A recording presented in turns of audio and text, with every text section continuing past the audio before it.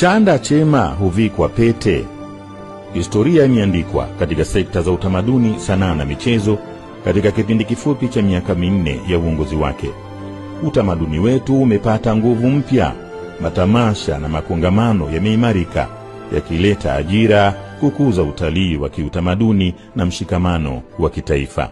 Kwa mara ya kwanza tangu kuanzishwa kwake mwaka 1957, mashindano ya mpira wa miguu kwa mataifa ya Afrika, AFCON, mwaka 2027 yatafanyika Tanzania kwa kushirikiana na nchi za Kenya na Uganda.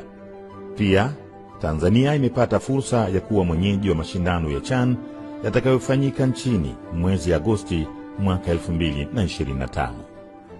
Kwa mara ya kwanza michezo kwa watu wenye ulemavu imepewa kipaumbele.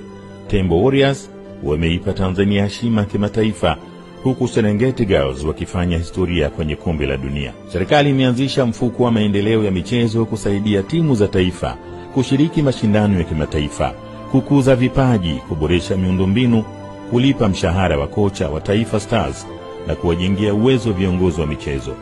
Kupitia mfuko huu, shilingi bilioni 9.6 zimetolewa, zikichangia mafanikio makubwa katika sekta ya michezo hapa nchini.